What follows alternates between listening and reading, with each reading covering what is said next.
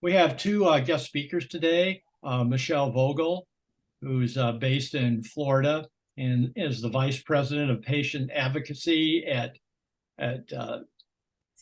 Solutions RX. And she continues her outreach with patients to ensure that no patient goes without their life-saving therapy and an affordable site of care.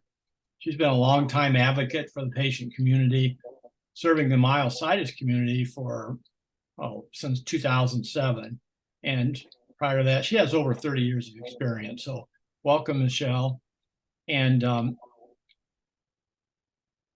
Laurel Cherwin lives in the Chicago area and is an experienced specialty infusion nurse with administrative, clinical, and personal experience with immunoglobulin therapy. I can never say it very well. She has 14 years of experience in this area and is currently a senior clinical nurse educator at Octapharma. So Michelle and Lauren are going to kind of tag team a little bit on this presentation. And I'd like to ask all of you if you have personal or specific questions or situations that you want to ask about. Please send those either via text or email to us, and we'll make sure the presenters get them. But questions at the end should be more general nature and not specific, so we can move. Have time for everyone to speak.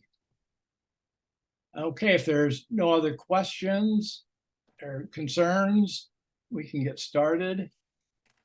And I think. Like Laurel, you're going first, or is that correct? Yeah, that's fine. I can go first. Or whichever, you guys work it out. Whichever you want to do is fine with us. Okay, so thank you for welcoming me to this presentation. I did attend the CureJM conference, and I just wanted to say that in all of my experience as a nurse in this complex disease management case, scenario, I've never seen such a supportive group and truly acting as a family. And I have never, ever seen a grandparents group that was kind of put in place there. I want to express that I fully understand the stress and challenges that when you have somebody that you love that is experiencing a complex medical condition and everything just seems so far outside of your locus of control.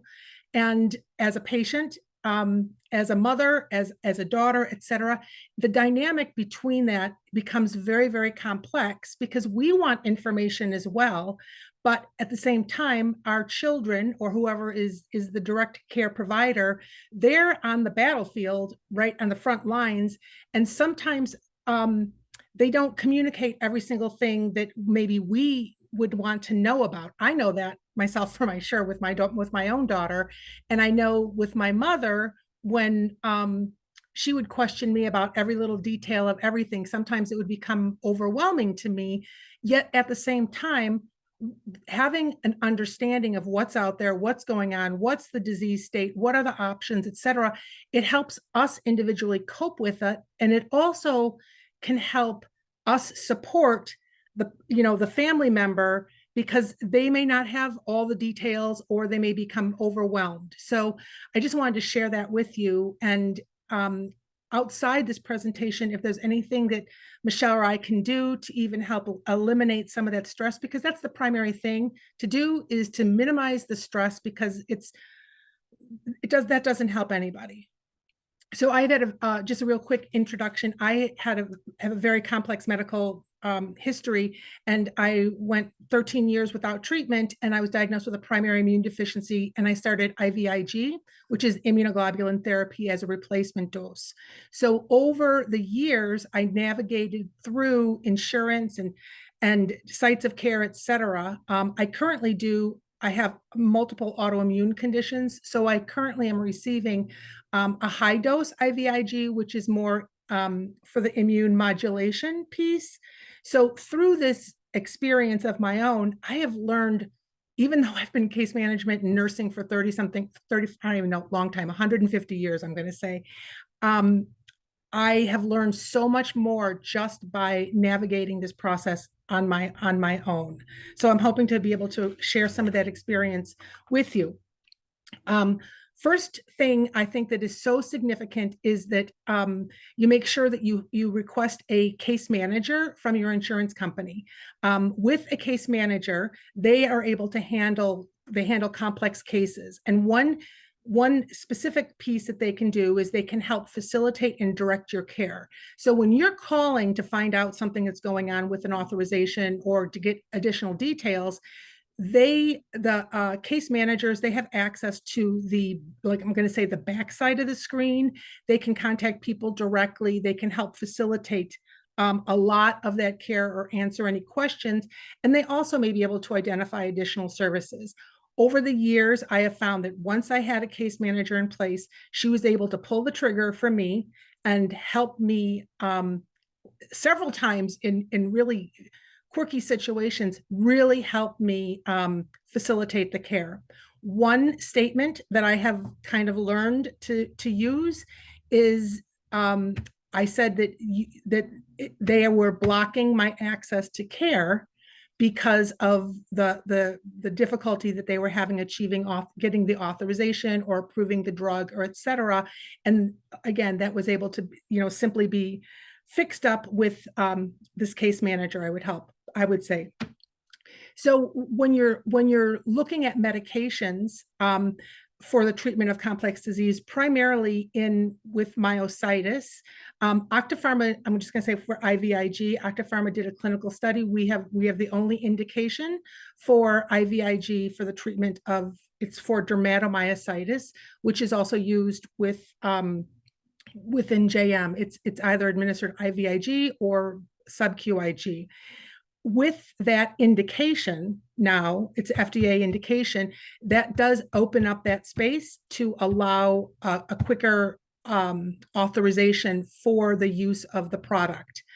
IVIG is, and a lot of the medications that are used specifically, they're biologics, and they will require have it to go through a specialty pharmacy. So essentially, just so that you understand the process, the doctor will order it, and then it will have to go through the insurance company to figure out, is it authorized? Do they need to make sure they have the right diagnosis? What's the site of care? Will it be administered in an infusion center? Will it be administered in the home? Will it be administered self-administration, such as like sub-Q IG, which is from a conference I found that there were a lot of teens and kids that were doing that. With that process, I do want to say that one thing that Octapharma does, they have a insurance and benefit investigation, and they can also help. That's the first step is they can help navigate that route for you and help you explain what the benefit, because it can become very confusing, especially when you're calling just a random call to the insurance company to see if it's authorized, primarily because of how the drug is classified. And most often, initially with the authorization department, you're speaking with, I'm going to call them kind of an entry level, where they don't have all the deeper details with regards to how it could be. If the drug is on formulary, if it's off formulary, each plan has very, very specifics that are worked into their plan about the administration or the delivery of medication. One thing I will say, though, is that there are ways that you can, through the work with your physician, to help navigate what is in the best need for, specifically for your family, I would say. Authorization, like I said before, is driven by the diagnosis code. It's driven by the drug. It's driven by a form that they fill out, usually electronically. And just to give a note of security, in a sense, I call it the first pass authorization. It is a computer. It's computer generated. So it's not that somebody's looking at it and denying it. It can be the first round of authorization is generally, very often, denied. And it could be because the wrong code was put in. One time for me, it was because someone didn't check a box in the form. There can be a lot of little specific things, and it doesn't mean that they're not going to do it. It just means that they need a deeper review. So with a deeper review, the next step would be that they would do, and the doctor would do an appeal.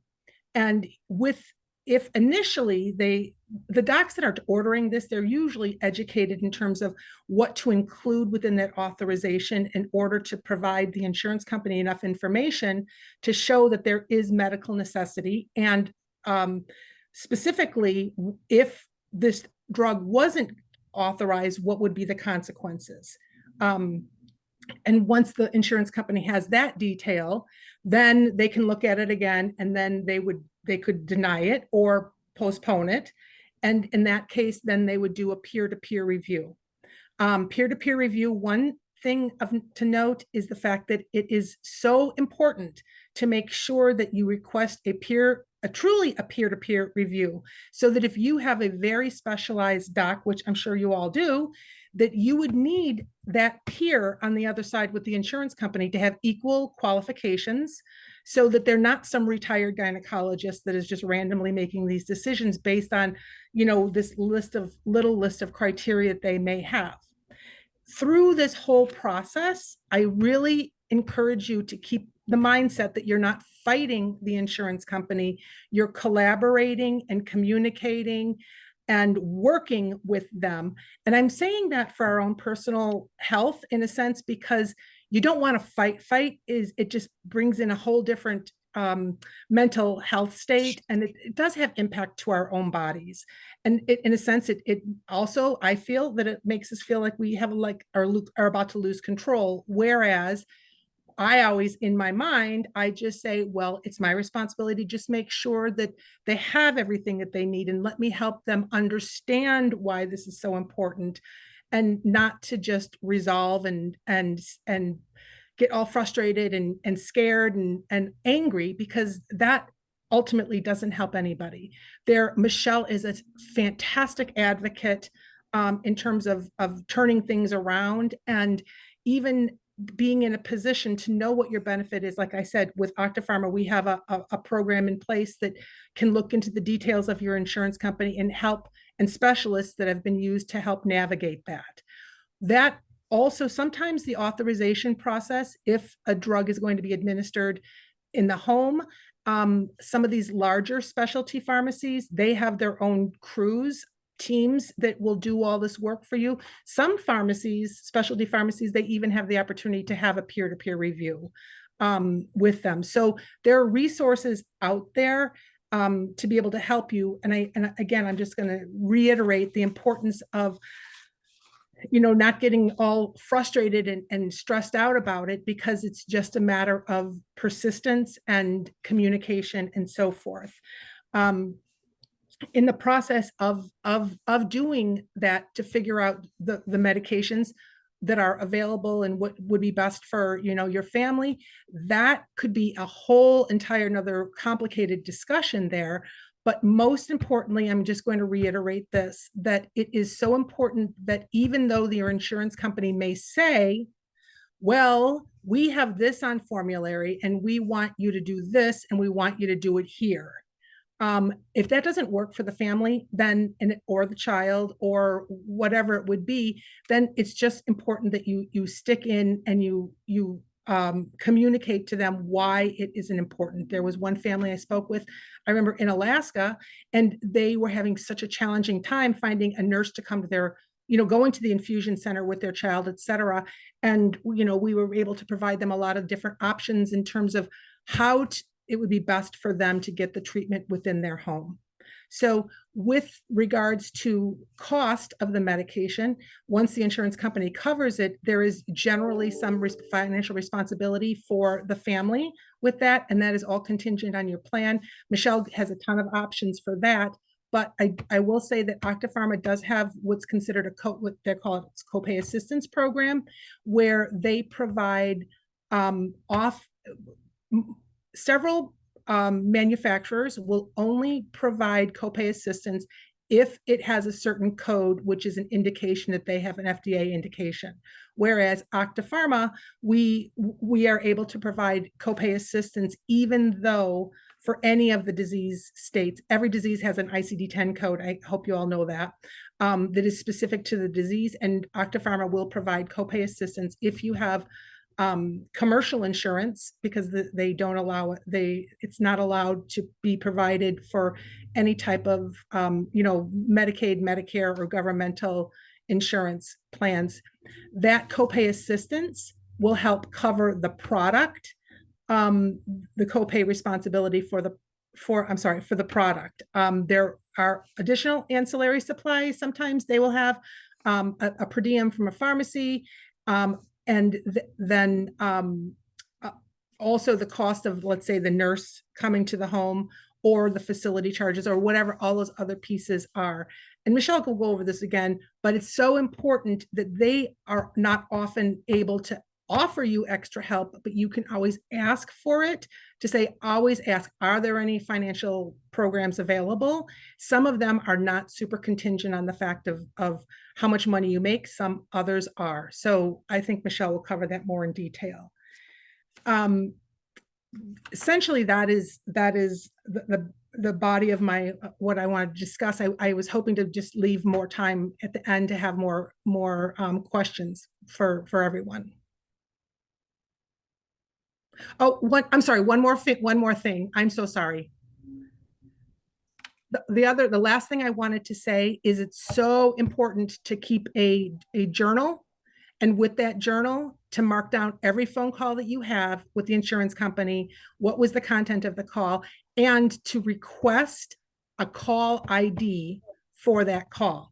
Because like I said, there's a back screen to the insurance companies. And if you have every call has a specific call ID attached to it, and keep that journal. I always use a composition book to do that, to keep all the details of all the conversations, as well as the disease, like the symptoms, the incidences, the response to medication, et cetera, because essentially all of that piece will help become contributing factors to help approve things more in the future and check someone's response. So sorry about that last bit. No, that's great. Thanks, Laurel. So I want to go into a number of things. I just wanted to share a little bit more about what I do and why I do it. So I love helping patients navigate health insurance, navigate copay assistance programs. And the one thing I hate hearing from families is that I can't afford my therapy, because it's so stressful getting these diagnoses. And then when you finally get the diagnosis, to finally get a treatment, which is great, and then all of a sudden you get quoted an amount, and you're like, how am I going to afford this? And it should never be a decision of trying to figure out, can I afford the drug, or can I afford putting a roof over my head, food on the table? I mean, these stressors are horrible for families, and this is what happens all the time. But there are options out there. And so one of the things that I spend a lot of time doing is navigating programs out there and trying to find ways to offset those out-of-pocket costs. And so some of it may come down to finding better options with health insurance plans, but sometimes we don't have those options. And we may have these plans that have high deductibles, or have these really big out-of-pocket maximums. And that's why I really tell you in the beginning of the year, you've got to look at two major things. What is my deductible? What's my out-of-pocket costs? And then we look to see where we can find ways to subsidize, to take care of those out-of-pocket costs. And that's what I do every day, is try to navigate those areas. And so I'm going to take you through some of these different areas. I'm available, and I'm going to give you my contact information. You do not have to be a patient of the company I work for to help you. This is something I love to do, and I do this as a hobby. So let's go to the next screen, and I will take you. Let's see if you can advance it. Sorry, it's for some reason not. 1 second. I apologize. That's okay.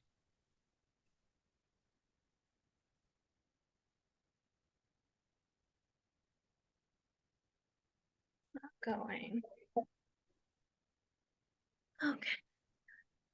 Let's do that. Okay, so there are 4 different assistance programs. You have copay assistance programs, you have pharmaceutical assistance programs, then you've got patient assistant foundations and medical assistant programs. I'm going to go through all those different types of programs and how you can get help through those programs.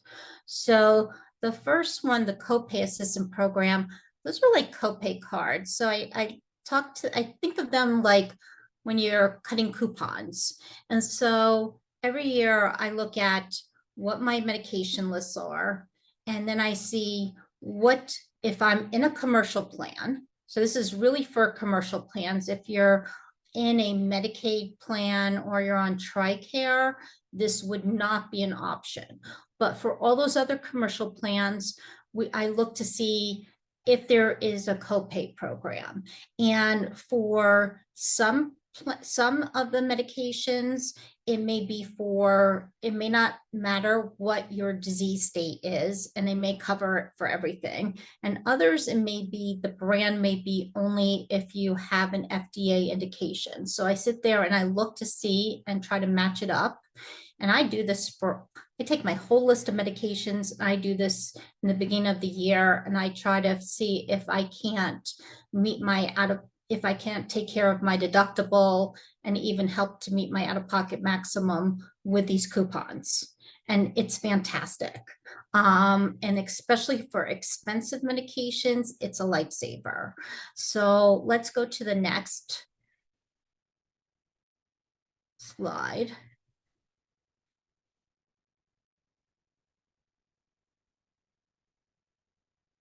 So for IVIG, which a lot of patients are on, there are a number of brands. Now, many of the kids who are going to children's hospitals for their infusions, they're going to be given certain brands like GammaGuard, Gamunex C, or Privigen are typically the brands that are in the hospitals. Those brands are only for FDA approved indications, and that's not juvenile dermatomyositis. And so we can't get a copay card for our kids. But if you're getting it at home, or you're getting it in another infusion center that offers these other brands, there's a lot of help out there. So there's a brand called Bivigam that gives up to $6,000 in copay assistance. They also give, that's for the drug itself, but they also give some assistance for nursing services. Gamaplex gives up to $2,500. Octapharma has assistance programs for Octagam and Panziga. Octagam's for $2,500, Panziga's $12,500. And then they also have a subcutaneous product, which is done instead of through the IV, it's through the fatty tissue. And that is $12,500. And then Panziga is also given through Pfizer. And so there's a number of options, which is fantastic for patients. Okay, we can go to the next slide. Then I went and looked at some other medications that our kids are on. And some of them may be for myositis. Some of them may be that some of our kids may have other diseases along with myositis, that they may be on some of these other medications. And so I put a list of them together, And so with copay information to look at and to see if maybe they're eligible for it. And if you don't see something and your family is in need of help and you're interested in a certain medication, you can reach out to me and I'm more than happy to take a look and see if I can find information for that medication. But I'm not going to go into each one of these, but this is just an example of the most of the medications that we end up being on, like methotrexate, Plaquenil is a biggie. Some are going on Rituxan. Rituximab is really for FDA approved only indications, but I put a bunch of stuff up there. Okay, we can go to the next slide. So then pharmaceutical companies also have financial assistance programs, and these are to help with for patients who need free medication.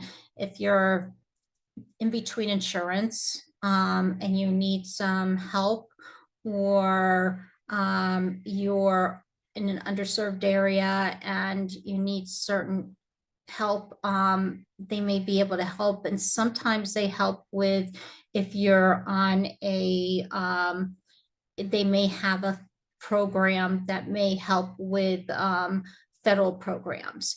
And so let's look at some of the manufacturer programs. So these tend to be with the big manufacturers. And so you're going to see like the Bristol Myers Squibb, Eli Lilly, Johnson Johnson. These are the companies that you're going to see financial assistance programs. And some of them are really helpful. And I've been able to put patients into these programs where they didn't know where to go and needed help getting access to therapies. And so this has been really helpful for a lot of patients. So, and then we have foundations, and this is where I like to look and see if a family needs some help with copay assistance, and they may need some help in specifically for myositis families. And so there are a few programs out there for the families. And let's go to the next slide. And I'm going to talk about some of these. The Assistance Fund is one. They help only FDA approved drugs. So I have a list there, and you have to be a US citizen or permanent resident here. It has to be an FDA approved treatment. You have to meet certain financial eligibility. And if you meet that criteria and the assistance fund is open for your disease state, then it's worthwhile applying, because they can really be very generous in their grants that they give to the families. And so those are all the drugs there. And you'll see that they have quite a number of medications that our kids may be using. Next slide. Then there's a group called Myositis Support and Understanding. It's a really wonderful organization, and they give out funding. It's really for anything that a family needs that's for financial assistance. And it can be for healthcare costs. It can be that a family's going through a financial strain and needs some help on other issues and they need assistance. And they'll give up to $2,000 every 24 months. And so I have sent a lot of families to this organization for help, and they've been wonderful. The next slide. So, and then this is a biggie. If you don't ask, you won't get help. And that's the big one. So if you get infusions at a hospital infusion center, or they're going to a physician infusion center, or you're going through home infusion. And the billing people say, you know, you're going to be responsible for $500 copay a month. And that's just way above your budget. You need to say to them, I can't afford that. Do you have any financial assistance programs?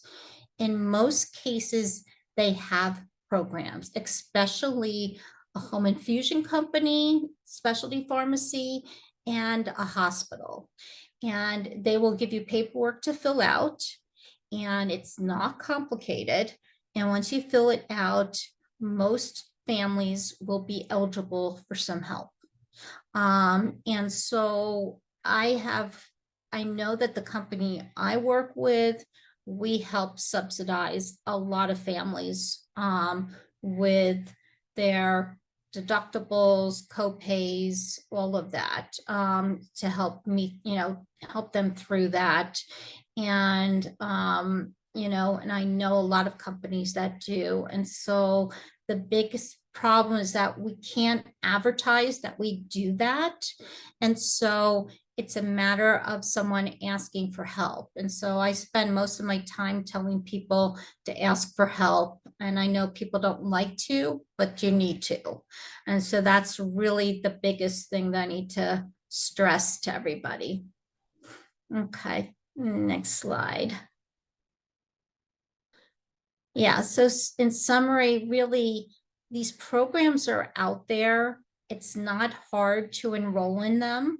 And so you have it through manufacturers, you have it through foundations, you have third parties and government programs. You can get it through your doctor's office, hospitals. I mean, you can even, the worst case scenario, you can ask for a payment plan. And so there's always ways to get through this. And then you remember, you always have support through CureJM. The next slide will have my contact information for you. And I really welcome anybody to reach out to me with anybody who needs any help with, we're going to be getting into open enrollment is coming next month. And, and copay time will be really big time. All the funds will be opening up, and we'll be looking to enroll people as soon as possible before the funds close in the beginning of the year. And so it's a madhouse to get people into these, wherever there's money. So with that, Laurel and I are ready to answer questions.